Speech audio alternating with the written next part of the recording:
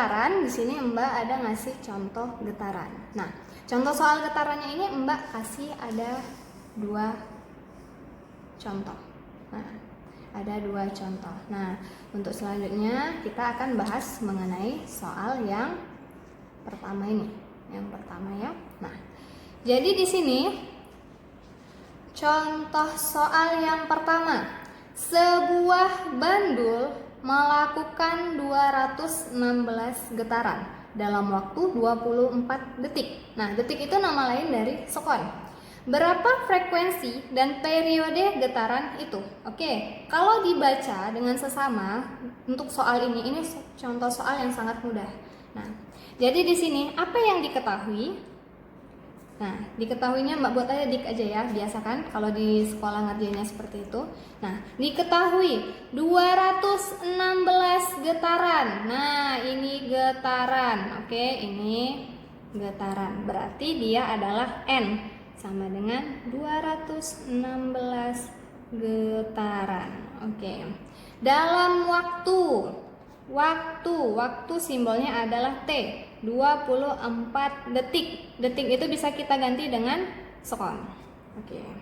Kemudian ditanya, ada 2 ini yang ditanya, kita buat aja ini dulu. Ini A, frekuensi berarti ini F-nya. Kemudian yang ini B, periodenya. Ini T besar ya. Nah, oke, sekarang penyelesaiannya. Nah, pada saat penjelasan sebelumnya kan udah ada Mbak kasih mengenai rumus frekuensi dan periode. Nah, frekuensi berarti frekuensi di mana F sama dengan N per T. T kecil ya, jangan T besar. Nah, N per T sama dengan, berarti N-nya adalah 216. Kemudian T-nya adalah waktu 24 sekon. Nah, 24 kali berapa supaya 216? Oke, ujungnya 4 berarti antara 4 dengan 9. Oke, 9, 4 kali 24 masih 96. Atau coba kita 24 dikali 9. 24 dikali 9, 6, 3, 18. 18 tambah 3 berarti ini adalah 9. 9 per S atau 9 Hz. Nah, oke.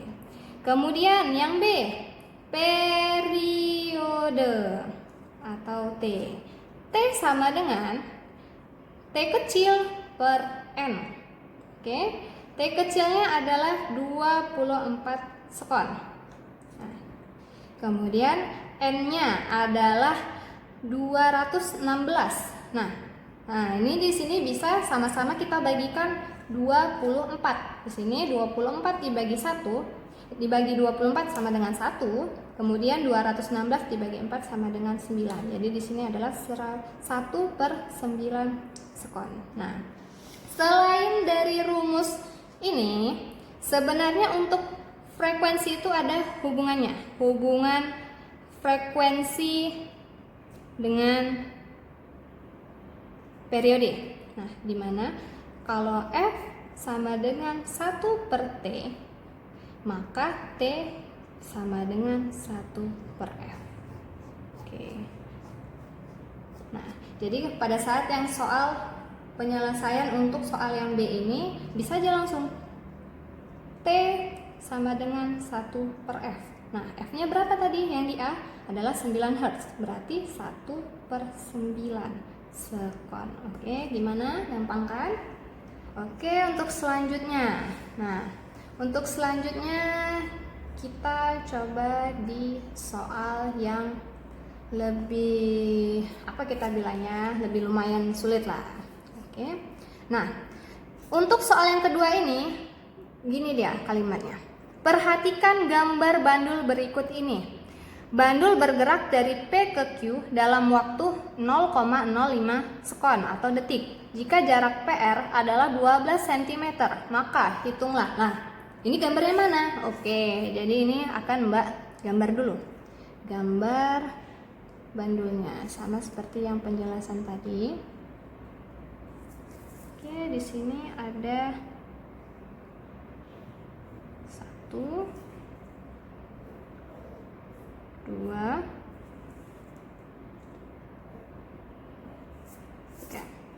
Nah, di sini bola P, Q, R. Oke, yang mau dihitung adalah amplitudenya, frekuensi, dan periodenya. Oke, jadi di sini diketahuinya adalah waktunya ya. Waktunya T sama dengan 0,05 sekon. Kemudian jarak PR sama dengan 12 cm. Berarti antara ini ke sini 12 cm. Oke. Jadi yang ditanya adalah yang A adalah amplitudenya, yang B adalah frekuensinya, yang C adalah periodenya. Penyelesaian. Nah, jadi kalau untuk yang bagian A ini sangat mudah. Amplitudenya sama dengan setengah dikali PR. Nah, jarak dari PR. Kenapa seperti itu? Kan tadi ada Mbak bilang kalau misalkan amplitudo itu merupakan setengah dari panjang lintasannya. Jadi di sini setengah dikali 12 cm. Jadi amplitudenya adalah 6 cm. Oke. Nah, selanjutnya untuk menentukan frekuensi dan periode. Nah, di sini di soal belum ada dikasih tahu berapa jumlah dari getarannya atau banyak dari getarannya. Oke, untuk menentukan banyak getarannya itu bagaimana? Oke, di sini bandul bergerak dari P ke Q dalam waktu. Berarti yang dihitung, maksudnya banyak getarannya itu dihitung dari P ke Q. Oke, kalau dia dinamakan satu gelombang itu adalah dari P ke Q ke R, kemudian balik lagi R ke Q, kemudian Q ke P. Nah, jadi di sini ada berapa kali dia gerak? Dari P ke Q itu 1. Kemudian Q ke R itu gerakan kedua. Nah, kemudian R ke Q itu ketiga, dan ke Q ke P itu 4. Berarti dia ada, kalau misalkan mau satu gelombang dia ada 4 kali pergerakan atau 4 kali perpindahan. Nah, sedangkan di sini di soal mintanya P ke Q, berarti dari P ke Q, berarti dia 1. Nah, jadi di sini banyak getaran sama dengan, atau N ya, kurang N, sama dengan 1/4 getaran. Nah, dia kan dari P ke Q itu 1. Kemudian 4 ini dari mana? Nah, ini gerakannya kalau untuk satu getaran itu 4 kali. Sini, dan ke sini. Oke. Nah, untuk selanjutnya baru kita bisa jawab mengenai frekuensi. Jadi F sama dengan N per T.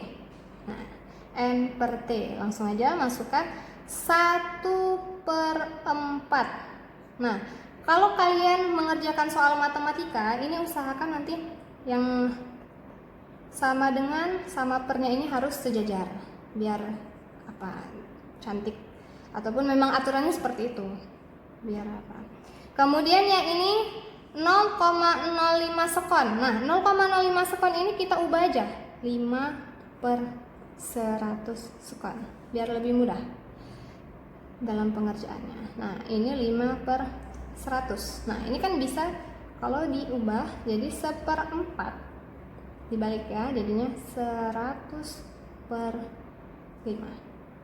Oke, berarti di sini bisa kita bagi 100 dibagi 4. 100 dibagi 4 itu 25. Nah, kemudian 25 dibagi 5 sama dengan 5. Satuan dari frekuensi adalah hertz atau per sekon.